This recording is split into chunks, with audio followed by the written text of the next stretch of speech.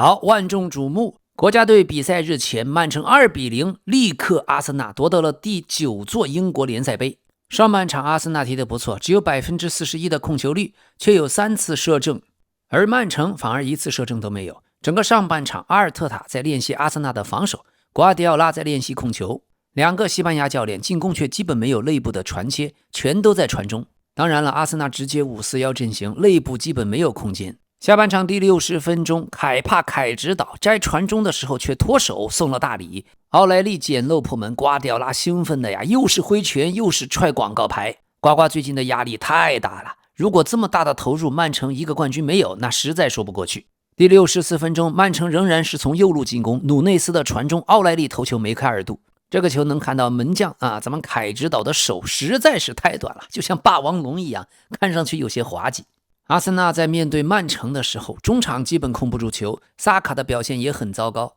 再加上凯指导的送大礼，本场比赛徒弟对师傅，全方面的教练对比方面，瓜迪奥拉完胜，直到90分钟才开始换人，瓜瓜是稳坐钓鱼台，可见对自己的首发11人是多么的满意。这一整场不整活，对瓜瓜来说不正常，但对一场足球比赛来说，无为而治就是正常的。而阿森纳0-2落后的时候还在摆大巴，这可是决赛呀！当然也没有办法完全被限制住，中场完全被压着打，曼城终于踢出了自己想要的高位，完全压死对方。阿森纳也没有能力可以把球摘出来，下半场就这么开场就龟缩，开始苟着摆大巴，肯定是守不住的。阿尔特塔想法是挺好，但老 K 一看这个架势，就觉得阿森纳基本会输，无非是进几个的问题。所以传控，瓜迪奥拉的高位这么一锁，阿尔特塔还真就没有解法。无论前场回撤接球还是高球争第2点，都很难有成效。后面又有多次的短传和停球失误，本场比赛阿森纳完败，所以对枪迷来说就挺痛苦的。领先控制不住球权可以理解，这平局也控制不住球权，落后了仍然控制不住球权，那怎么能赢？怎么踢比赛？所以本赛季阿森纳即使拿到了联赛冠军，却远远没有到高枕无忧的时候。还是那句话，阿尔特塔练进攻已经把全员都训练成工兵了。当然另一方面也有球迷认为厄德高和埃泽不在这可以是个借口，但中场核心不在，两个边路又是打的什么呢？本赛季强对话阿森纳一直就不太行，托马斯换成了苏比门迪，但是打强队老 K 也说过，苏比门迪就有些扛不住。另外枪迷也习惯了，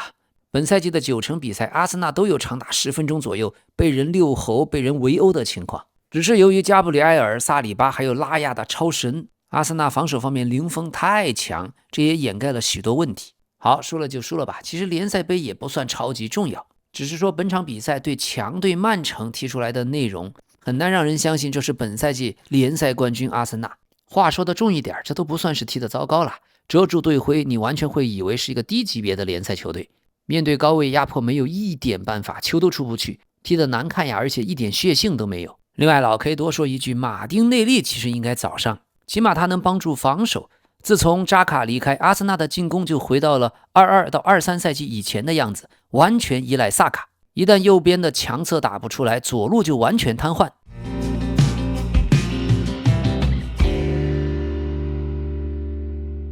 朋友们，今天晚上老 K 将飞赴欧洲，正在紧张给大家做视频，所以期待您喜欢的话能够把视频尽量看完，也感谢您的订阅，感谢您的点赞、评论、热推和分享，咱们继续。所以如果今年夏天再把马丁内利给卖走，阿森纳下赛季还真难说。而萨卡年纪渐渐偏大之后，开始没有灵性了，本来就没有速度，身为队长，场上的表现太软。过去阿森纳的队长都是维埃拉、法布雷加斯那样的精神劲儿，可萨卡自从腿筋受伤复出以来，就感觉一直在流利踢世界杯，这样的状态也不知道伤病对他有多少影响。到了世界杯，英格兰队就真能拿得出来超神的状态了。今天的这场输球也是自24年10月各项赛事97场比赛以来，阿森纳第3次以2+球差距落败。这也反映出阿尔特塔带的这支铁军阿森纳，虽然有时候场面难看，但确实是块硬骨头。而另一方面，凯指导在温布利球场4次出战杯赛的决赛全部失利，这是什么魔咒？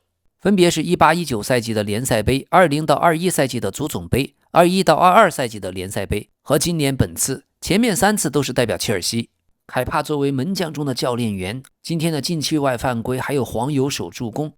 确实有些像霸王龙，前肢的确短了点，门将还得跟打 NBA 一样，需要那种长臂猿。凯帕赛前还说，我一直很享受点球大战，对阵曼城不需要改变任何打法。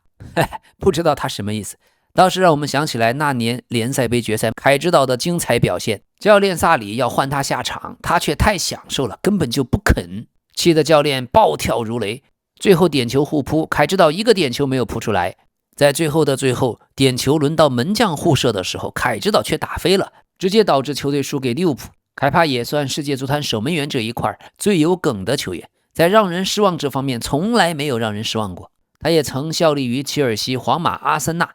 这么多的豪门都待过，而且现在还是第一转会费，这能不能算是世一门呢？或者不好听点就算个租借王吧。比赛今天踢完，阿森纳全场的预期进球数仅仅 0.66， 甚至不如对面奥莱利一个人。曼城全队预期进球数 1.93， 奥莱利一个人就达到了 0.79。 他本场比赛的预期进球和预期助攻数皆为 0.00， 所以阿森纳的球员质量不怕不识货，就怕货比货。像曼城今天的边锋多库、塞门约、切尔基乃至老将伯纳多·席尔瓦都能过人，都能护得住球，还有罗德里和哈兰德，脚下技术完全碾压。而阿尔特塔这边防守反击连个快马都不上，你怎么防守反击？那么阿尔特塔也精神高魄，他自己的球员时代还执教生涯从来没有在温布利输过球，今天也是第一次。此前呢，他作为球员4次在温布利球场都取得了胜利。而随着联赛杯不敌曼城，英格兰足坛仍然没有出现过4冠王，并且阿森纳连续4次闯进联赛杯决赛都输了球，遭遇联赛杯决赛的4连败，上次夺冠还得追溯到33年前。而伟大的瓜瓜执教生涯已经拿到了第40座冠军，仅次于弗格森，是足坛历史第2位赢得了40冠军以上的教练。弗格森是39年49座冠军，而瓜迪奥拉的40个冠军仅仅花了17年执教。这样的传奇主教练，瓜迪奥拉在执教曼城的10个赛季已经率队获得了19个冠军，其中英超冠军6个，联赛杯冠军5个，社区盾杯冠军3个，足总杯冠军2个，欧冠冠军1个，世俱杯冠军1个，欧洲超级杯冠军1个。瓜迪奥拉带队5次出战联赛杯决赛全部夺冠，胜率100%。要说这个光头佬水平还是有，他唯一的缺点就是关键比赛有时候爱整活儿。但今天面对过去最了解自己的大徒弟阿尔特塔，瓜迪奥拉反其道行之，今天咱们就守正不居棋。好的，历史上曼城10次进入联赛杯决赛9次夺冠，阿森纳9次进入联赛杯决赛却只有2个冠军，所以双方决赛的表现可谓是差距悬殊。对了，今天比赛在第68分钟的时候，曼城球员切尔基在场上秀了起来，秀起了颠球。要知道对落后一方来说，这种动作多少会有些挑衅的意味。随后本怀特就将切尔基放倒，还吃了黄牌。此时转播镜头给到瓜迪奥拉，瓜帅摇了摇头，表情非常无奈，估计赛后一定会拉着切尔基唠唠叨叨，必要真没有必要。但切尔基这样的创造性球员喜欢的就是接球踢法。热刺这边真的要完蛋了，一败涂地，自1935年以来首次连续13场顶级联赛不胜，现在的一切都像6月飘雪，前主席列维窦娥冤呀。今天0-3又输给保级的直接对手诺丁汉森林。热刺2026年开始后已经连续13轮不胜，他们排在第4，前面3位是08年的德比郡18场不胜，03年的桑德兰17场不胜，还有17年的米德尔斯堡14场不胜。值得一提的是，前面3支球队最终都在当赛季降级了。好在今天西汉姆联队也客场0-2输给了阿斯顿维拉。昨天老 K 还说曼联争3争4的对手会不会全掉链子，维拉埃梅里还是顶住了。所以现在新的形势是降级区西汉姆联29分，17名热刺30分，16名森林队32分，并且热刺净胜球也跌到了-10，只领先森林队2个净胜球。那么热刺跟西汉姆联难兄难弟，如果热刺本赛季果断换帅将保级，那连续2个赛季得到联赛第17名也算是一段佳话。现在最大的问题还是缺兵少将，热刺已经连续12场英超联赛都有丢球，防守是完全守不住。他们上一次取胜还是去年12月底击败水晶宫，上一次零封还是今年1月份和布伦特福德互交白卷。在这关键的时候祸不单行，主教练图多尔因为家中有至亲去世，所以也没有出席赛后的媒体采访。对此，发布会上的临时助理教练说，图多尔的家事不便多说，我们热刺今天一切换人都是战术换人，那么图多尔算上此前执教尤文图斯的时期，最近10场联赛遭遇了4平6负，这也是他执教生涯最长的联赛不胜纪录。而带队热刺英超联赛是1平4负，仅仅在对利物浦收获了1场平局。热刺也是同时期拿分最少的英超球队，在图多尔上任之后只拿到1分。这件事情图多尔上任的最初视频里老 K 就说过了，热刺管理层是疯了吗？找谁不好，居然找个图多尔。前面老 K 的视频中说热刺可能降级，人们一开始只以为是个玩笑，可慢慢就变成了现实。而且现在看上赛季最后赢了曼联拿到欧联杯冠军，却是个伏笔。希望热刺球迷千万不要被足球影响了生活。有时候人生就是这样的，塞翁失马焉知非福，失之桑榆呢又可能收之东偶。总感觉运气这玩意儿它是守恒定律。就像上赛季欧联杯决赛，热刺赢球运气成分的占比很大。今天0比3的比赛，导播又给了许多镜头给热刺的球迷。简单说，没有一个人能笑着走出托特纳姆热刺的主场，一种全新的豪华的监狱风的感觉。好在关键时刻有个垫背的西汉姆联，铁锤帮还比咱们低1分，所以看到这里心里又敞亮起来了。只要不到最后一刻，咱们还可以说热刺实力身价摆在这里，后面只要一波连胜就可以了。这时候利物浦球迷的心情是最糟糕的，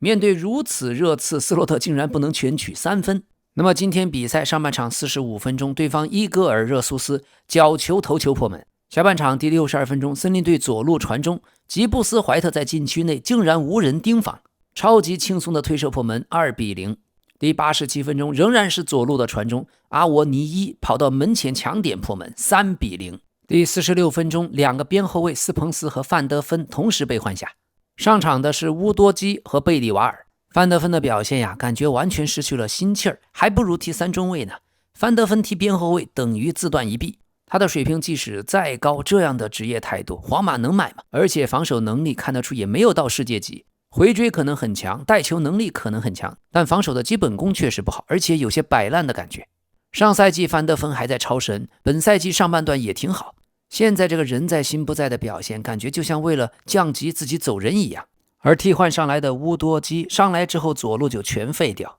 在场上也是一种出工不出力的感觉。另一个边后卫斯彭斯也不行，只有替换上来的贝里瓦尔还有些亮点，但在进攻方面，特尔被包夹的时候，乌多基就远远在旁边看着不动，而罗梅罗拿球和对方缠斗的时候，外线的空档很大，一个最简单的套上就能把进攻发展下去。贝利瓦尔也是站在后边一动不动的看着。贝利瓦尔才20岁的瑞典球员，过去潜力很高，2年前还拒绝过巴塞罗那，但在热刺热刺现在越看越像过去曼联那种臭鱼缸。而热刺今天唯一能表扬的就是20岁的特尔，今天踢的确实不错，许多威胁球都是他制造的，最后一脚远射也算惊喜。作为年轻球员，特尔的问题肯定是有，但最近2场特点是打出来了，冲击力很强，脚感好的时候射门脚头也不错。不过当我们发现热刺需要依靠特尔的时候，热刺已经离降级不远了。那么主教练图多尔由于今天有至亲去世，听说是父亲，所以咱们就不批评他了，只是不知道热刺管理层在这个节骨眼会不会换掉他。最近 TA 专访了英超、德甲等等资深从业者，包括俱乐部的高管、董事会成员、战术分析师，还有知名经纪人和一线队教练，深挖了热刺队本赛季全线崩盘、深陷降级泥潭的幕后根源。大部分圈内人士直言，如今热刺的乱象堪称是顶级的无能。最重要的还是前主席列维的名字被反复提及，执掌了热刺长达24年。列维本赛季初被大股东刘易斯家族解雇，而足球圈内普遍认为列维的离任就是热刺崩盘的重要原因。专业人士们说，列维从来都不是问题所在，球队最大的问题就是列维离任了，如果他还在热刺，绝不可能落到这般田地。如今的管理完全是一团糟，新的董事会的巨变带来的冲击不容小觑，彻底打乱了热刺球队的运转。要知道列维执掌球队20几年，如今的管理层显得经验匮乏，看看那些陷入困境甚至降级的豪门，无一不是经历了董事会的混乱和人事动荡。像主教练弗兰克下课以后，热刺竟然没有合适的继任人选，后续的混乱就不让人意外了，因为热刺根本就找不到能带领球队走出困境的人，他们只能聘请欧洲范围内敢冒着执教超级联赛球队降级风险的教练。我依旧认为热刺也许能够保级，但是保级的形势远比大家预想的更凶险。在分析热刺他们的赛场表现就能发现，球队完全没有战术的辨识度，弗兰克过去执教的布伦特福德战术思路清晰，有球无球状态下目标都很明确，是典型的标杆球队，但这套体系完全没能移植到热刺队。而孔蒂执教时期的防守体系，波斯特克格鲁时代的高压进攻，在如今的热刺身上也看不到影子。球队试图去融合两种风格，结果两头不沾边。而像罗梅罗、范德芬等等球员，他们刚加盟的时候表现都很亮眼，却始终无法维持水平。所以过去2年，热刺这支球队一直表现糟糕，球员本身实力并不差，问题出在球队的文化和队内的环境。波斯特克格鲁执教是为了改变打法，弗兰克上任是为了重塑文化，可到了图多尔这里，球队就只顾不顾一切保级的念头了，思路彻底混乱。赛场的表现就是最好的证明。本来他们拥有成功所需的一切条件，坐拥顶级的基建，却因为足球层面的决策失误，没能将优势最大化，这完全是不能接受的。无论结局如何，热刺他们都需要花费数年时间去重建。球队有太多的平庸球员需要清理，还要斥资引进新援，这注定是一场艰巨的挑战。哈哈，1年前的热刺球迷没有想到吧？列维才是这支球队的核心，失去了顶梁柱定海神针，热刺现在一泻千里，就让老 K 想到一个人最大的悲剧不是失败，而是自己不知道自己几斤几两。错误的认知把他放到了一个高高的位置，却没有那个能力。Big 6叫了许多年，热刺就真的把自己当 Big 6了。现在 OPTA 已经将热刺的降级概率上调到了 23.3%， 狼队、伯恩利他们的降级概率 99.9%， 西汉姆联 58.8%， 诺丁汉森林还有 11.6%， 利兹联队还有 6.4% 的降级概率。而森林队本赛季一再的换帅，终于来了佩雷拉。佩雷拉说，我们是研究了热刺的定位球防守的，上半场我们的运气也不错。所以诺丁汉森林的老板希腊船王有些像过去切尔西的阿布，一有点问题就换帅，谁也说不清这是对还是错。但目前看来起码保级是有效的。而森林的总监，过去阿森纳的总监埃杜即将离开俱乐部，双方正在敲定离职的条款。TA 最近也分析，埃杜的到来就是诺丁汉森林近期最灾难性的决定。埃杜的职位名称中有全球2字，这指的是老板希腊船王马里纳基斯更庞大的足球帝国，包括希腊的奥林匹亚科斯队，还有葡萄牙的阿维和队。到底埃杜对这2支球队有多少实际关系并不完全清楚，但今年奥林匹亚科斯的赛季表现也平平，而阿维和队在把最好的2位球员卖给了奥林匹亚科斯之后彻底崩盘，过去7场只拿了1分，面临降级危险。而在诺丁汉森林，埃杜的职责还包括监督夏季的转会窗，这个窗口森林队花了近2亿英镑，却莫名其妙的没能提升一线队实力。而过去他找的几位主教练波斯特克格鲁、戴奇还有佩雷拉，他们之间就没有什么共同点，而且上任后很快发现自己基本上不能信任森林的替补球员，最后本想让主力球员休息一下，想轮换，可至关重要的时候又往往不得不派上主力阵容来挽救局面。所以本赛季至今，森林的最佳11人基本上和1年前一样。而在转会市场拥有丰厚人脉的埃杜，夏季2笔高价引援道格拉斯·路易斯和金琴科，在冬窗结束前就不再是森林球员了。其他的几个引援虽然不算彻底失败，但绝对算不上是成功。球队还是上赛季大约 80% 的时间里表现出色，之后又后劲不足的那些老球员。所以埃杜即将离开，森林队却没什么人会怀念他，也没有人会想念他。另外提醒一下森林的球迷，先别高兴太早，还有一个从罗马队来的女总监，这个雷还没爆呢。另外西甲今天巴塞罗那1-0战胜巴列卡诺，继续巩固自己的联赛榜首位置。第24分钟，坎塞洛的角球助攻，阿劳霍头球弹到立柱入网。印象中阿劳霍很久没有进球了，